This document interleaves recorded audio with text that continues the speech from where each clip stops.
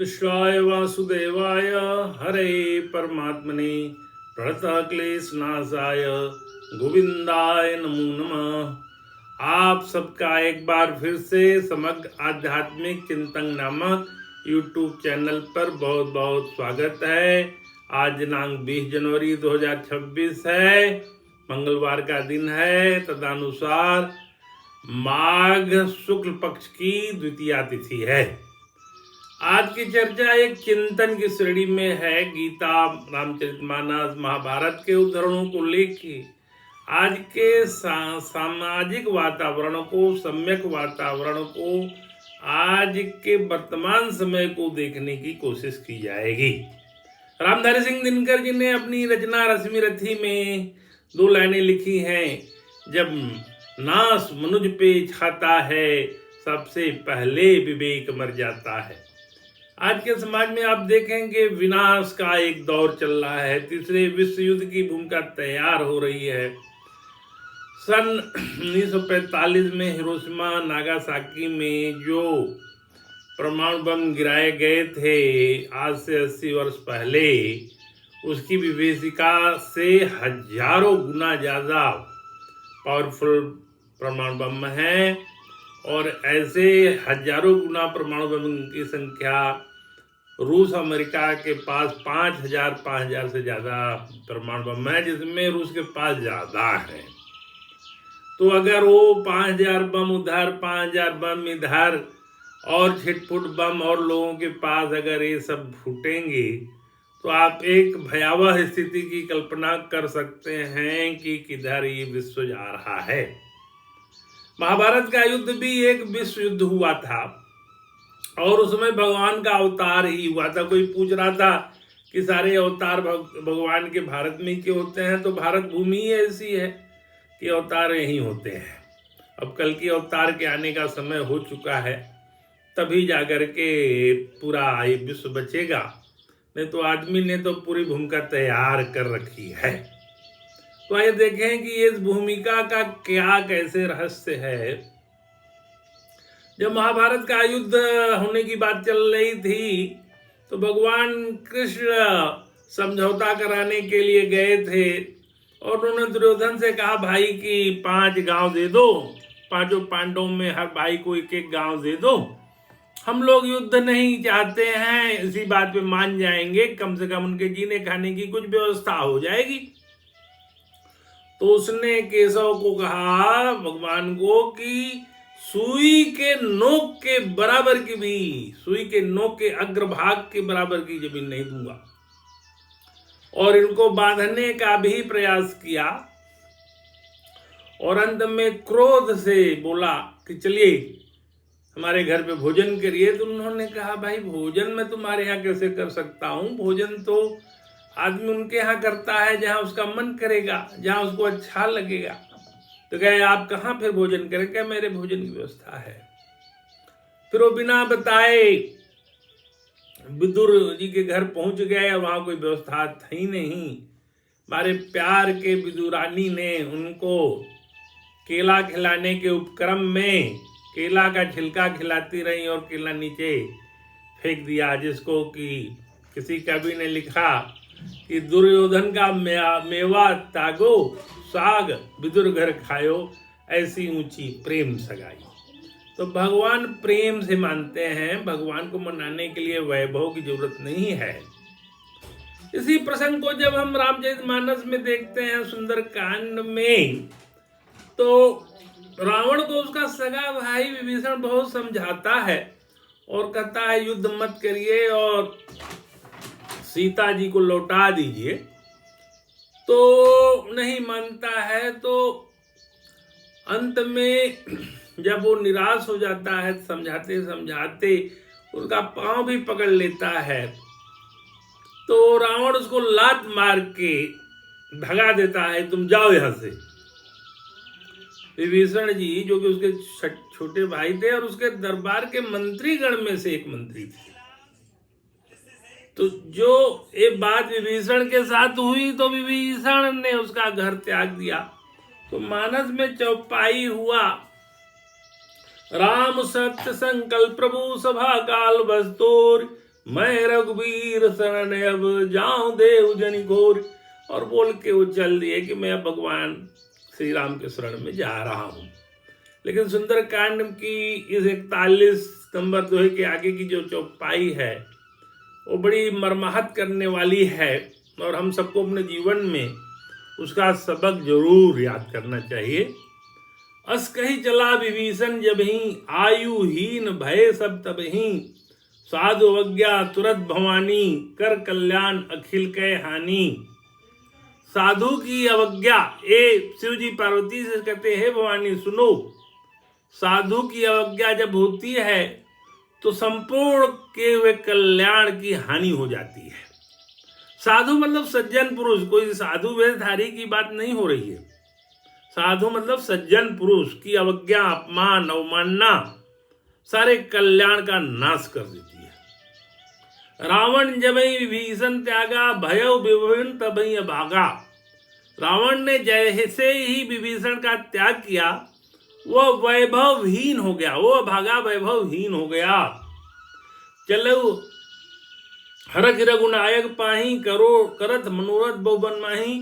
वो हर्ष करते हुए भगवान श्री राम के पास गए और मन में बहुत तरह के मनोरथ करते हुए गए। देखे ऊंचाई चरण जल जाता अरुण मृदुल से वक सुख दाता। और मन में विचार कर रहे हैं जाकर के भगवान के चरण कमल को देखूंगा जो कि अरुण हैं, मृदुल हैं और सेवक के सुख प्रदान करने वाले हैं। ये पद परसी तरी ऋषि नारी दंडक कानन पावनकारी। जिस पैर के स्पर्श मात्र से ऋषि नारी अहिल्या तर गईं और दंडक कानन को उन्होंने पवित्र कर दिया, दंडकारण्य को पवित्र कर दिया। ये पदक जनक सुता उर लाए कपट कुरंग संग धर दाए। हर उर सर सरोज पद जई ओ भाग्य मैं देखूं तई। मैं ऐसे भगवान के चरण कमल का स्पर्श करूंगा, ये विभीषण जी के मनोभाव हैं। रामचरितमानस में सुंदरकांड के 41वें से लेके 49वें दोहे तक ये विभीषण शरणागति का प्रसंग आता है और कहते हैं अगर कोई आदमी बहुत भी कष्ट में हो और विभीषण शरणागति प्रसंग का पाठ करता है तो उसके कष्ट से निवारण होता है।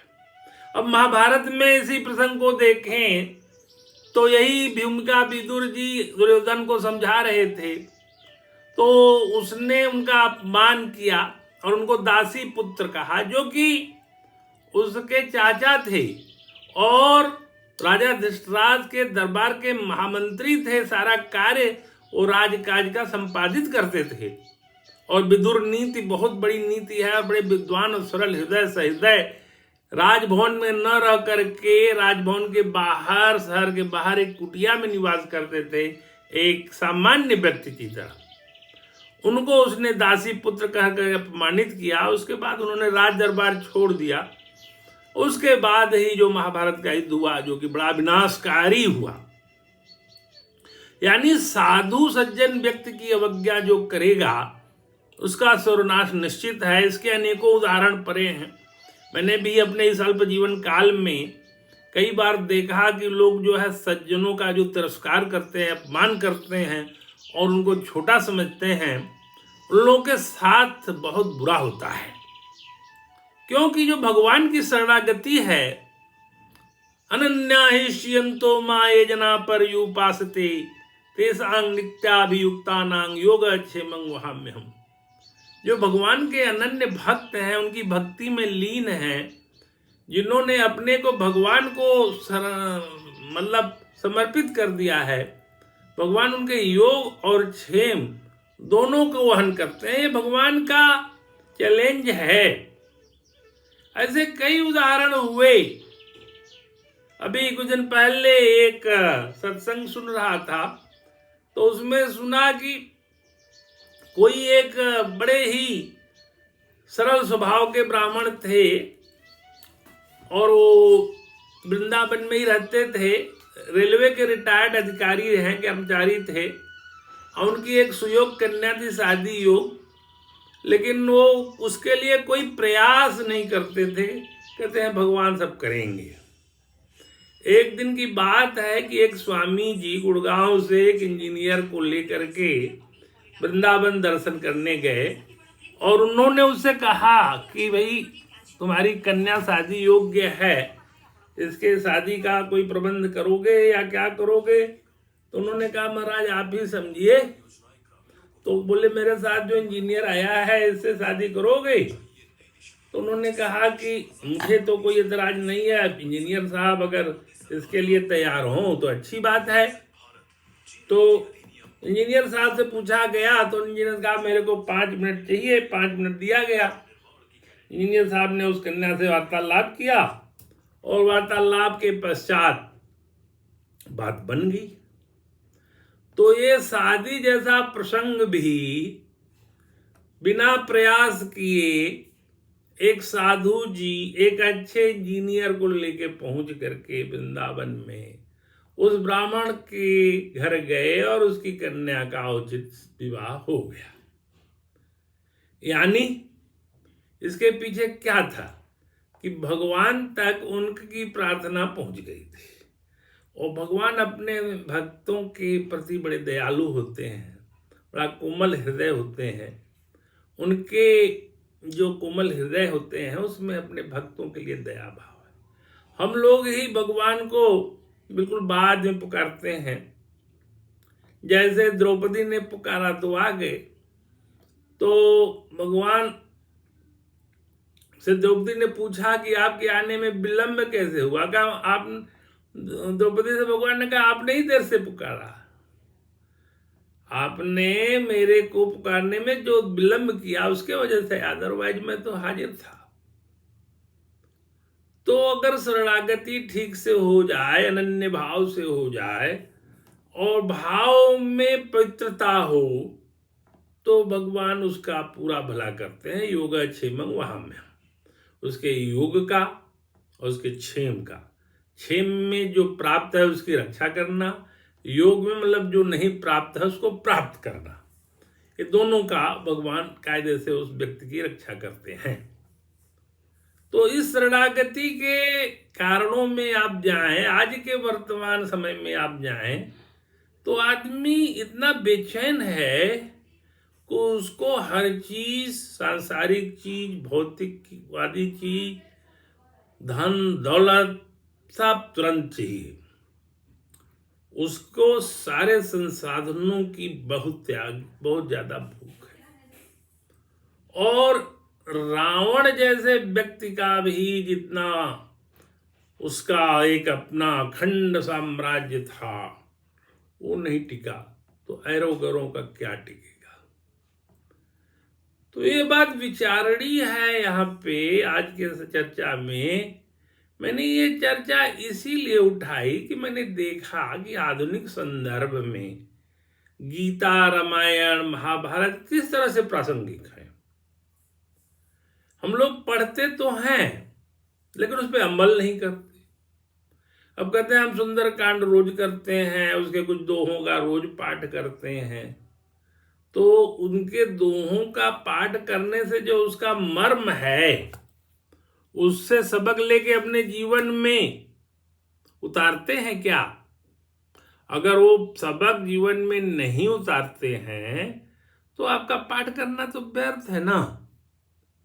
जब भगवान ने कहा, जब विभीषण शरणागति के लिए आ रहे थे तो विभीषण को दुश्मन का भाई बता करके सुग्रीव जी ने कहा कि प्रभु ये कोई रचना करके आ रहा है, कोई षड्यंत्र का पार्ट है, मेरे को तो इस पे विश्वास नहीं है। तो भगवान ने कहा निर्मल मन जन सो मोहि का पावा, मोहि कपट छल छिद्र भावा। मुझे तो निर्मल मन का ही व्यक्ति प्राप्त कर सकता है, मुझे कपट छल छिद्र वाला नहीं पा सकता। तो अगर एक चौपाई सुंदर कांड को ही जीवन में उतार लें कि भाई मन को निर्मल करके भगवान के शरण में रहें तो सारी चीजें तो प्राप्त हो जाती हैं। लेकिन हम लोग सांसारिक चीजों के लिए भगवान को भी किनारे बैठा देते हैं और सोचते हैं कि पहले तो अपने लाभ की बात कर ली जाए। लेकिन वो लाभ बड़ा क्षणिक होता है। लॉन्ग रन में वो लाभ जो है बड़ा विनाश का कारण बनता है, वो ब्याज समेत निकाल लेता है। इसके अनेक उदाहरण पड़े हैं। मैंने कहा ना कि मैंने अल्प जीवन काल में ही ऐसे कई प्रसंगों को देखा कि जो लोग बड़े ही अल्पकालिक सोच के होते हैं और दीर्घकालिक रचना में मात खा जाते हैं। भगवान के आगे पूरा समर्पण करके अगर आप अपना कार्य करेंगे तो उसका वो योगक्षेम की पूरी व्यवस्था कर देते हैं। अभी इसी संदर्भ को मैंने एक दिन देखा, गीता के 8वें अध्याय के 5वें श्लोक में है, जिसका अर्थ यह है कि अंतमति सोगति।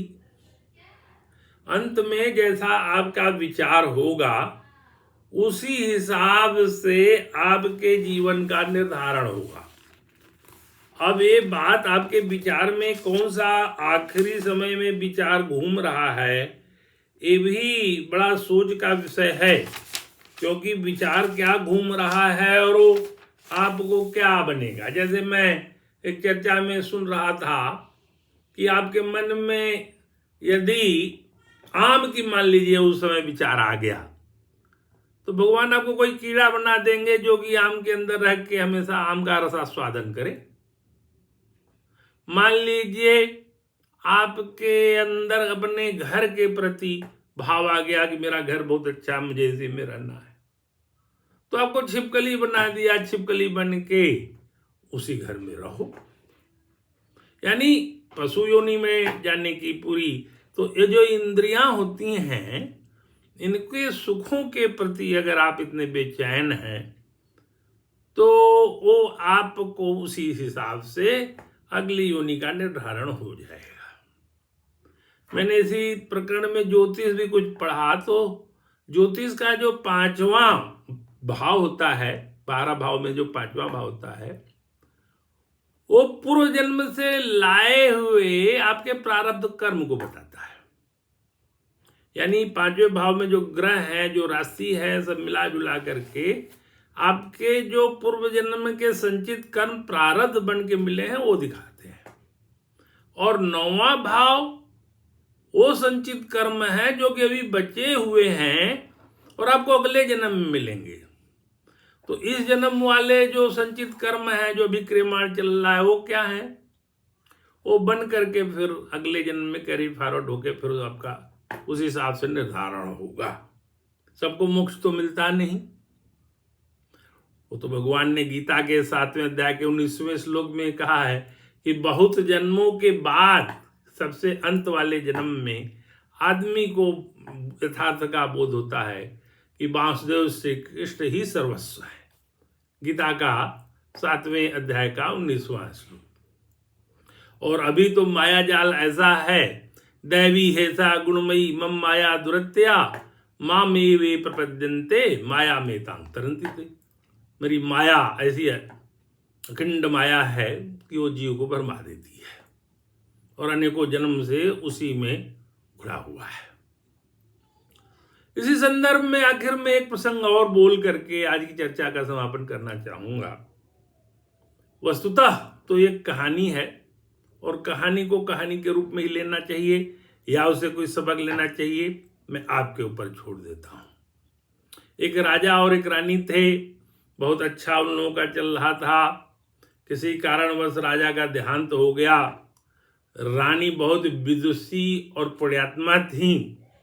उन्होंने सोचा कि पता किया जाए राजा साहब अगली योनि में कहाँ गए। तो उन्होंने जो अपने उनके चिंतन में भाव आया उसे देखा तो राजा अगली योनि में सूअर बन चुके थे। उनके कुछ कर्म ऐसे रहे हों। तो उस भाव से राजा को खोज के पहुंची और राजा से उन्होंने वार्तालाप में कहा कि आप तो राजा थे, कहाँ इस योनि में पड़े हैं, चलिए आपके लिए उपाय करती हूँ। तो राजा ने कहा कोई उपाय नहीं करना है, मैं बड़ा खुश हूँ। कहा वो कैसे?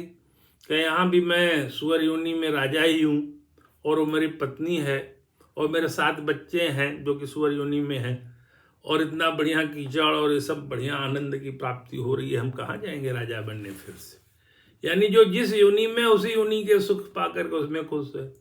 रानी को एकदम से झटका लगा, बोली कहाँ है राजा का वैभव और कहाँ ये सुअर योनि, लेकिन इसमें भी कह रहे हैं यहाँ का मैं राजा हूँ और इतना अच्छा कीचड़ उचड़ मिला हुआ है उसमें मैं सुखी हूँ और मेरी पत्नी है, मेरे बच्चे हैं, मैं कहाँ अब राजा की योनि में जाऊँगा।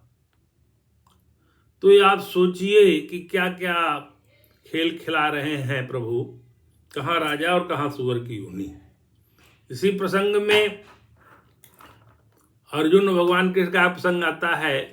अर्जुन एक चींटी का जो बड़ा होता है, जो कि अक्सर चीनी के गट्ठर में और बोरे के आसपास घूमता है, वो 3 पैर पे घूम रहा था। अर्जुन ने भगवान से कहा प्रभु इसका कुछ दया करते, ये बेचारा लंगड़ा के चल रहा है, कायदे से चल भी नहीं पा रहा है। अर्जुन ने कहा इसको जानते हो पूर्वजन्म में? कहा ये पूर्वजन्म में इंद्र था। इंद्र मतलब देवताओं का राजा। इंद्र एक उपाधि होती है, वो बदलती रहती है, जो पहुंचता है स्वर्ग में उसमें से किसी एक को उसके कर्मानुसार इंद्र की पदवी मिल जाती है। वो वहां से गिरा और इस जन्म में चींटा बना। गीता के 9वें अध्याय के 21वें श्लोक में लिखा है, छीड़े पुण्य मर्त लोकम विशंति। पुण्य छीड़ होने पर मर्त लोक में आ जाता है, लेकिन मर्त लोक में कीड़ा बनेगा मानव बनेगा ये नहीं लिखा है। तो उसके कर्मानुसार उसको फिर चींटे की योनि मिली थी।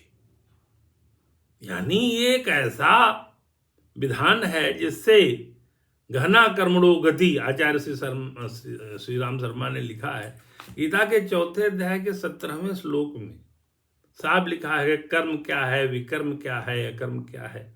एक कर्म की गति बड़ी गहन है, इसको समझने बड़ा कठिन है।